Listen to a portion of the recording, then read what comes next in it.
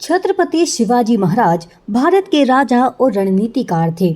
उन्होंने 1674 में पश्चिम भारत में मराठा साम्राज्य की नींव रखी थी। उन्होंने कई साल औरंगजेब के मुगल साम्राज्य से संघर्ष किया। 1676 में रायगढ़ में उनका राज्याभिषेक भी हुआ और छत्रपति बने।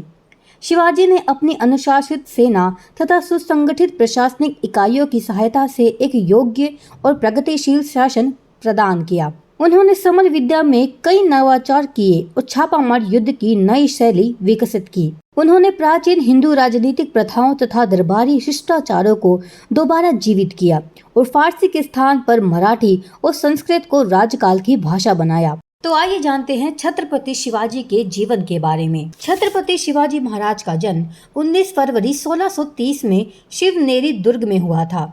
उनके पिता का नाम शाहजी भोसले और उनकी माता का नाम जीजाबाई था। शिवनेरी का दुर्ग पूना से उत्तर की तरफ जननागर के पास था।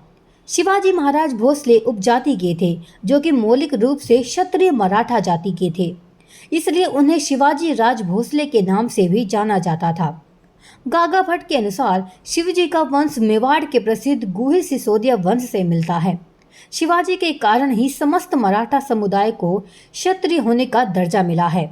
उनके पिता अप्रतिम शूरवीर थे और उनकी दूसरी पत्नी तुकाबाई मोहिते थी। उनकी माताजी जीजाबाई जाधव कुल में उत्पन्न असाधारण प्रतिभाशाली और उनके पिता एक शक्तिशाली सामंत थे। शिवाजी महाराज के चरित्र पर माता पिता का बहुत गहरा प्रभाव पड़ा। बचपन से ही वे उस युग के वातावरण और घटनाओं को भली प्रकार समझने लगे। शासक वर्ग की करतूतों पर वे झल्लाते और बेचैन हो जाते थे। उनके बाल हृदय में स्वाधीनता की लौ प्रज्वलित हो गई थी। उन्होंने कुछ स्वाभाविक साथियों का संगठन भी तैयार किया। उम्र बढ़ने के साथ विदेशी शासन की बेड़ियां तोड़ फेंकने का उन्होंने संकल्प ले लिया और ये संकल्प और भी प्रबल होता गया। छत्रपति शिवाजी महाराज की शादी 14 मई 1634 में सईबाई निबालकर के साथ लाल महल में हुई थी। उनका बचपन उनकी माता जिजाऊ माँ साहिब के मार्गदर्शन में बीता। ये सभी कलाओं में माहिर थे।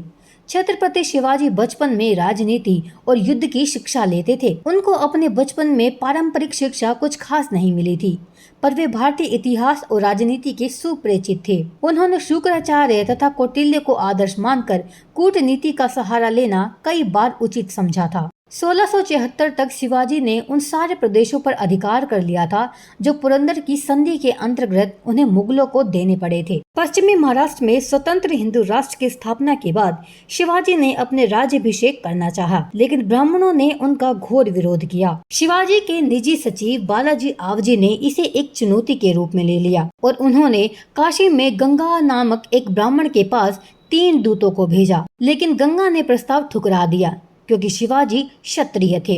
उन्होंने कहा कि क्षत्रियता का प्रमाण लाओ, तभी ये राज्याभिषेक करेगा। बालाजी आवजी ने शिवाजी का संबंध मेवाड़ की सिसोदिया वंश के संबंध के प्रमाण भेजे, जिससे संतुष्ट होकर वो रायगढ़ आए और उसने राज्याभिषेक किया। 1640 में शिवाजी ने पुणे के पास तोरण दुर्ग पर अधिकार कर लिया।